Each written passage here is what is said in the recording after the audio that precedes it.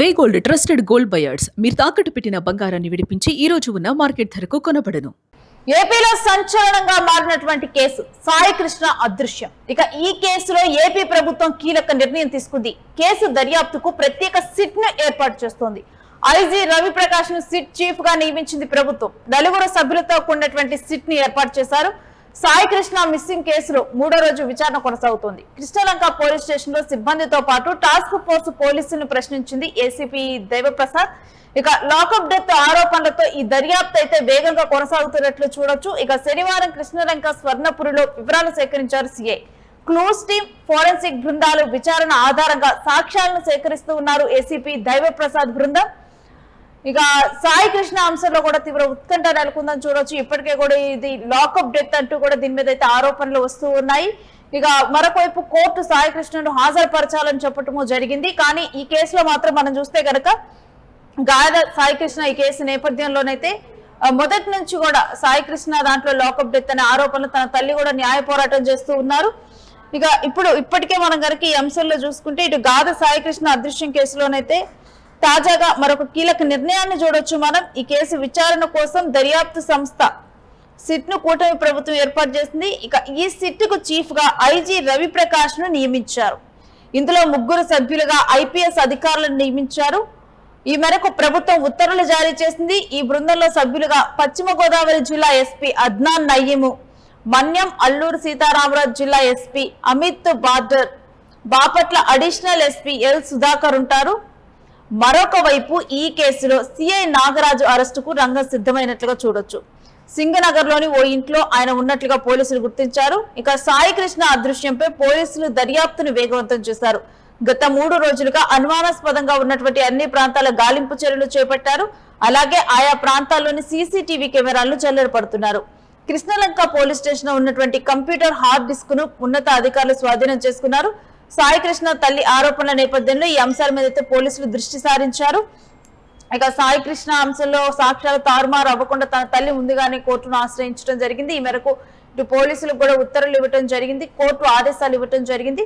దీంట్లో phone data, call data గానీ ఇదంతా కూడా అంటే జాగ్రత్తగా ఉంచాలి, సీసీటీవీ ఫుటేజ్లు కూడా జాగ్రత్తగా ఉంచాలని చెప్పారు. ఎందుకంటే జనరల్ గా ఇలాంటి కేసుల్లో చూస్తే సీసీటీవీ ఫుటేజ్ అదృశ్యం చేసేటువంటి అవకాశాలు, ఆస్కారాలు ఎక్కువగా ఉంటాయి. ఇవన్నిటిని దృష్టిలో ఉంచుకున్నటువంటి తన తల్లి ముందుగానే సాయి కృష్ణ అంశంలో ఈ ఆధారాలు నిర్వీర్యం అవ్వకుండా ఉండే విధంగా కూడా తాను మూవ్ చేశారు ఈ కేసుని.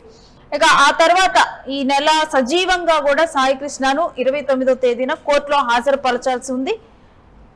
దీని మీద ఒక ఉత్కంఠ కొనసాగుతున్నటువంటి పరిస్థితులు. మరొకవైపు ముమ్మరంగా దర్యాప్తు అయితే కొనసాగుతుంది. దీని మీద లాకప్ డెత్ ఆరోపణలే ఎక్కువగా వినిపిస్తున్నాయి. ఇక సిట్ ని ఏర్పాటు చేశారు. దీంట్లో కూడా 3 సభ్యులు ఉంటారు ఈ సిట్ లో. ఇప్పుడు ఈ సిట్ మీద అయితే చాలా ఆసక్తి నెలకొందని చూడొచ్చు. దీంట్లో ఎటువంటి అంశాలు నిగ్గు తేల్చనున్నారు. ఇప్పటికే ఇది లాకప్ డెత్ అంటూ కూడా దీని మీద చెప్తూ ఉన్నారు. సాయి కృష్ణను మార్కాపురంలో అదుపులోకి తీసుకోవడం జరిగింది. ఆ తర్వాత అసలు సాయి కృష్ణ ఏమైపోయాడు ఏంటనేది తెలియదు. పోలీసులు మాత్రం సాయి కృష్ణ కనిపించట్లేదని చెప్తున్నారు. మరొకవైపు తన తల్లి నా కొడుకును చంపేశారంటూ కూడా తాను చెప్తూ ఉంది. ఇక ఈ కేసును ప్రభుత్వం చాలా సీరియస్ గా తీసుకొని దర్యాప్తు అయితే కొనసాగిస్తూ సిట్ ని ఏర్పాటు చేయడం జరిగింది. విచారణ కొనసాగుతున్నట్లుగా తెలుస్తుంది. అసలు పూర్తి డీటెయిల్స్ ఏంటి, ఈ విచారణ ఎంతవరకు వచ్చింది, ఏ కోణంలో సాగుతుంది? ఈ కేసుకు సంబంధించి కనుక చూస్తే ప్రతి ఒక్కటి కూడా అంటే ఒక మిస్టరీ లాగా మన దృశ్యం సినిమా చూసాం కదా, సేమ్ ఆ దృశ్యం సినిమా తరహాలోనే కొంత ఆశ్చర్యం కలిగించేటువంటి పరిణామాలే ఇందులో కనపడుతున్నాయనే విషయాన్ని అయితే మనం అర్థం చేసుకోవచ్చు. లాకప్ డెత్ జరిగింది అనేటువంటిది ఆరోపణ, కానీ దానికి తగ్గట్టుగా విచారణ జరుగుతున్న తీరు కూడా అంటే అదృశ్యం కేసుగా నమోదు చేసినటువంటి కేసుని లాకప్ డెత్ కేసుగా సైలెంట్ గా పోలీసులు మార్చి సైలెంట్ గా దానికి సంబంధించి విచారణ అనేది మొత్తం కూడా అంటే శ్మశాన వాటికల చుట్టూ, ఫోరెన్సిక్ బృందాల చుట్టూనే తిరుగుతోంది అనేటువంటిది ఇక్కడ మనకు స్పష్టంగా అర్థమవుతున్నటువంటి అంశం. ఈ అంశానికి సంబంధించి అంటే ముఖ్యంగా ఎక్కడైతే కృష్ణలంక పిఎస్ పరిధిలో ఉన్నటువంటి స్వర్గపురి శ్మశాన వాటికలో అంత్యక్రియలు నిర్వహించారని భావిస్తున్నారో 23వ తేదీ సాయంత్రం వచ్చినటువంటి 2 అనాథ శవాలకు సంబంధించి నిర్వహించినటువంటి అంత్యక్రియల విషయంలో కొంత ఇక్కడ సందిగ్ధత నడుస్తోంది. ఈ క్రమంలోనే ఈ కేసు విషయంలో మరింత దూకుడుగా ముందుకు వెళ్లేందుకు, మరింత స్పష్టమైనటువంటి విచారణ జరిగేందుకు దీనికి సంబంధించి అంటే విపక్షాలు చేస్తున్నటువంటి ఆరోపణలు కానీ, ప్రజా సంఘాలు వ్యక్తం చేస్తున్నటువంటి ఆందోళన విషయంలో కానీ ప్రతి ఒక్కటి కూడా జాగ్రత్తగా ముందుకు వెళ్లేందుకు రాష్ట్ర ప్రభుత్వం నిర్ణయం తీసుకుంది. అందుకని ఇంకా దీనికి సంబంధించి అంటే ముందు రాజమండ్రి ఎస్పీ నరసింహ కిషోర్ నేతృత్వంలో సిట్ ఏర్పాటు చేయడం జరిగింది. అయితే తాజాగా దీనికి సంబంధించి కీలక పరిణామం మరోసారి అంటే సిట్ ఏర్పాటు చేయడం అనేది కొంత సంచలన పరిణామంగానే చెప్పుకోవచ్చు. అంటే ఈ వ్యవహారానికి సంబంధించి ఎక్కడా కూడా అవకాశం ఇవ్వకూడదు, అంటే ఒకవేళ లాకప్ డెత్ జరిగితే దానికి సంబంధించి చర్యలు కూడా కఠినంగానే ఉండాలి అనేటువంటి అంశాన్ని కూడా ఇక్కడ రాష్ట్ర ప్రభుత్వం పరిగణిస్తోంది అనేది అయితే మనం అర్థం చేసుకోవచ్చు. తారుమారు అవ్వకుండా ముందుగానే చర్యలు చేపట్టినట్టుగా తన తల్లి వేసినటువంటి పిటిషన్ తో కోర్టు ఆదేశించినటువంటి పరిస్థితులు మనం చూసాం వెంకట్.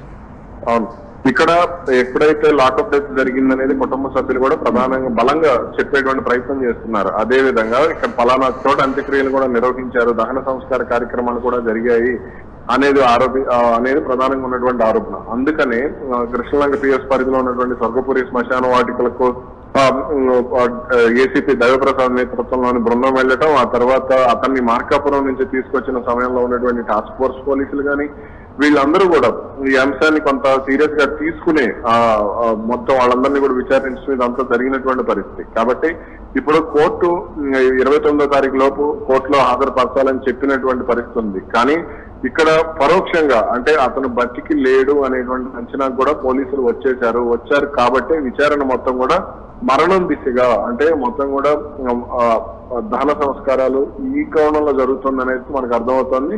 ఇక ఈ కేసులో కొన్ని కీలక అరెస్టులు కూడా 1-2 అరెస్టులు కూడా జరిగేటువంటి అవకాశం ఉండవచ్చు. ముఖ్యంగా కృష్ణలంక పిఎస్ పరిధిలో ఉన్నటువంటి సీసీటీవీ ఫుటేజ్ ని కానీ, ఆ రోడ్డు మీద సీసీ ఫుటేజ్ ని కానీ, అలాగే శ్మశాన వాటికి సంబంధించినటువంటి సీసీ ఫుటేజ్ ని కానీ పోలీసులు పరిశీలిస్తున్నట్టుగా కూడా తెలుస్తోంది. Right, thanks for the details maker.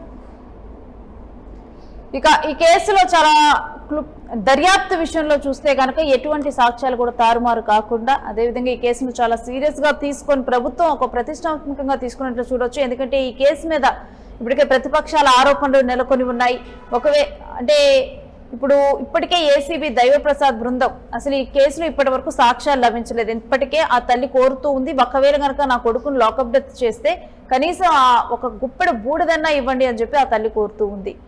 ఇక సాక్ష్యాలు సేకరిస్తూ ఉన్నారు. అసలు ఈ కేసులో ఏం జరిగింది, సాయి కృష్ణ ఏ విధంగా అదృశ్యమయ్యాడు, ఇవన్నీ అంశాలను కూడా త్వరలోనే నిగ్గు తెర్చబోతోంది సిట్ బృందం.